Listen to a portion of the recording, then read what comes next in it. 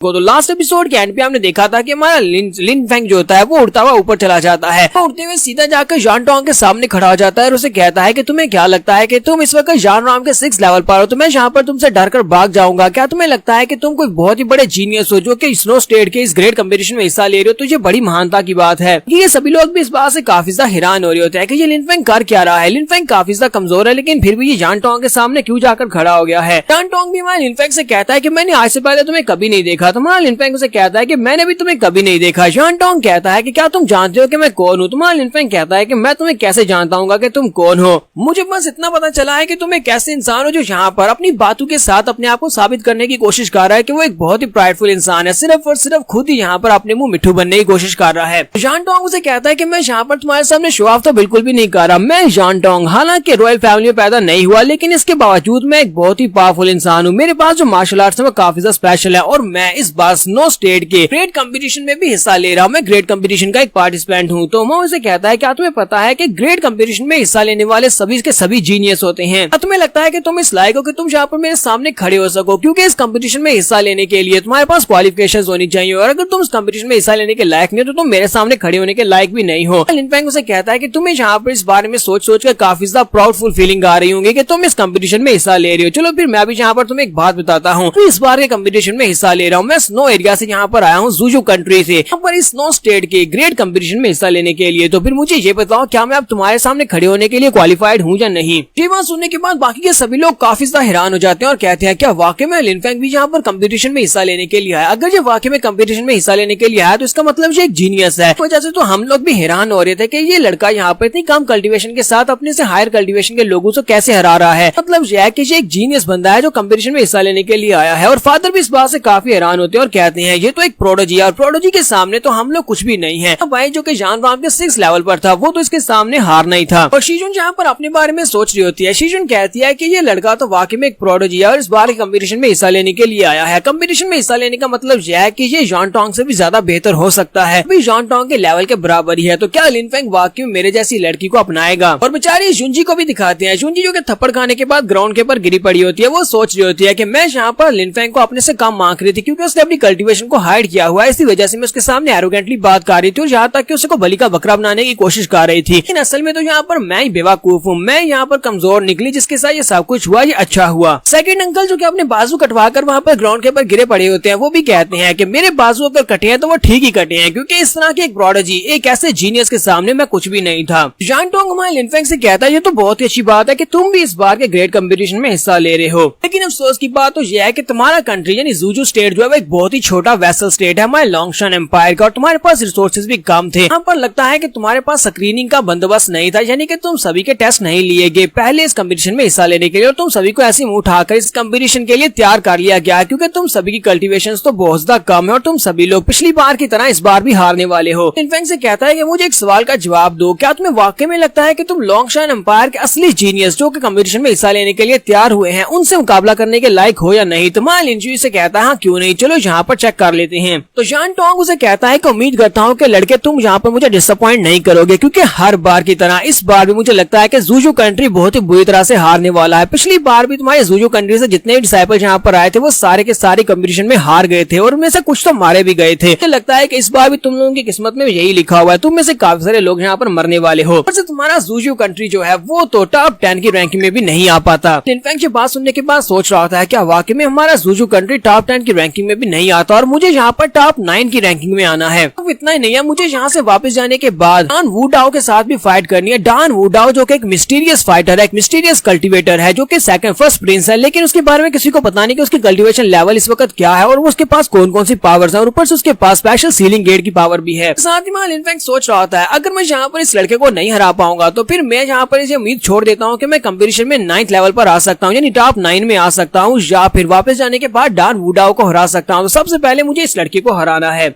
तुम्हारा लिनफेंग जान टोंग से कहता है कि तुम यहाँ पर इतनी सारी बातें करने के बाद अपने आप को बस साबित करने की कोशिश कर रहे हो। अगर तुम किसी के सामने कुछ साबित करने की कोशिश ही कर रहे हो तो क्यों ना तुम यहाँ पर अपनी स्ट्रेंथ के साथ साबित करो। अगर तुम यहाँ पर मुझे हरा देते हो तो फिर यहाँ पर तुम सिर्फ और सिर्फ यही बताओगे कि तुम कितने ज्यादा लोली और रिडिकुलस हो। इतनी सारी बातें करने के बाद अगर मुझे हराते हो। जान टोंग से कहता हूँ तुमने बिल्कुल ठीक कहा, चलो फिर यहाँ पर अपनी स्ट्रेंथ को यूज करते हो। तो इसी के साथ ही जान टोंग वहाँ पर अपनी पावर्स को रिलीज करता है और कहता है कि उम्मीद करता हूँ कि तुम यहाँ पर मेरे सिंगल पंच को भी ब्लॉक कर पाओगे, क्योंकि ज़ूजू कंट्री बहुत ही कमजोर कंट्री है और ऊपर से तुम भी मुझे काफी कमजोर दिखाई देते हो। फादर यहाँ पर चलाकर लिनफेंग से कहते हैं कि लिनफेंग तुम्हें बहुत ज्यादा होशियार रहना होगा, क्योंकि इन लोगों के पास, जान फैमिली वालों के पास जो 9 जिंग की टेक्निक है ये बहुत ज्यादा स्पेशल टेक्निक है और उनकी कोल्डनेस की टेक्निक तो बहुत ज्यादा रुथलेस है। हाँ, लिनफेंग उसे कहता है हाँ ठीक है अंकल, मैं इस बात का ध्यान रखूंगा। दूसरी तरफ से जान टोंग उसे कहता है कि इस बात से क्या फर्क पड़ता है अगर तुम्हें इस बारे में पता भी चल जाए, चाहे तुम्हें पता चल भी जाए तब भी हमारी 9 जिंग पाम टेक्निक जो है वो इनकी फायर टेक्निक से बहुत ज्यादा बेहतर है। तुम यहाँ पर मेरी टेक्निक के सामने अपने आप को डिफेंड भी नहीं कर पाओगे। तुम्हारा लिनफेंग उसकी बात सुनने के बाद कहता है क्या वाकई मुझे तुम्हारे जैसी कमजोर टेक्निक के सामने अपने आप को डिफेंड करने की जरूरत भी है। और इसी के साथ ही लिनफेंग अपनी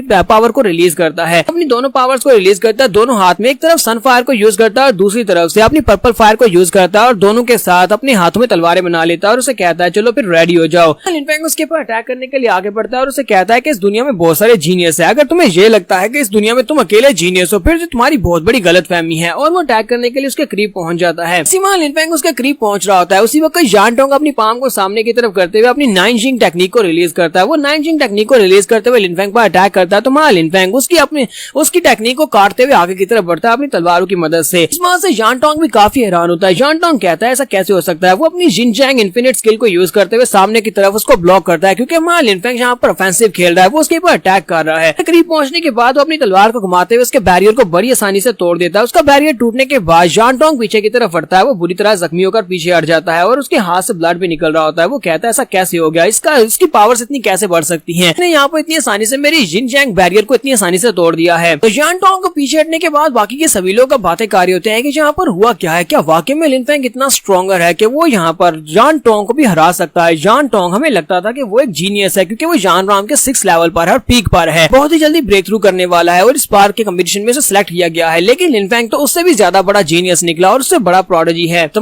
लिनफेंग उसे कहता है कि जान टोंग आप मुझे बताओ कि थोड़ी देर पहले तो तुम बकवास किए जा रहे थे स्ट्रॉन्ग होने के बारे में, वो सारी की सारी बातें अब गीली जूती बनकर तुम्हारे मुंह पर लग रही हैं। जान टोंग पीछे हटने के बाद सोच रहा होता है कि इस लड़के के पास तो रियल स्किल्स हैं, ये लड़का अपनी स्ट्रेंथ को छुपा रहा है। हालांकि इसकी कल्टीवेशन लो है लेकिन फिर भी ये हायर कल्टीवेशन के बंदूक के साथ उसके सामने खड़ा हो सकता है। मैंने जहाँ पर अपनी रियल स्ट्रेंथ को यूज नहीं किया और शो ऑफ करना बंद नहीं किया तो हो सकता है कि ये मैं बुरी तरह से जख्मी कर दे, जहाँ पर बाकी सभी लोगों के सामने हार कर अपनी इज्जत नहीं गंवाना चाहता। इसके साथ ही जान टोंग वहाँ पर अपनी मास्टर स्पिरिट को रिलीज करता है और कहता है कि लड़के चलो कम से कम तुमने इतना तो साबित कर दिया कि तुम्हारा स्नो स्टेट यानी कि तुम्हारी ज़ूजू कंट्री इतनी भी डिसअपॉइंटिंग नहीं है। तुमने जहाँ पर मुझे मेरी मास्टर स्पिरिट रिलीज करने पर मजबूर कर दिया। मैं यहाँ पर अपनी रियल पावर को यूज करते हुए तुमसे फाइट करूंगा और यहाँ पर इन दोनों की रियल फाइट स्टार्ट होगी, लेकिन एपिसोड का यहाँ पर एंड करेंगे। नेक्स्ट एपिसोड में इन दोनों की फाइट को ही देखेंगे। एपिसोड की एक्सप्लेनेशन अच्छी लगी हो तो कमेंट करके जरूर बताइएगा। चैनल को सब्सक्राइब कर दें, वीडियो को लाइक और शेयर कर दें। शुक्रिया।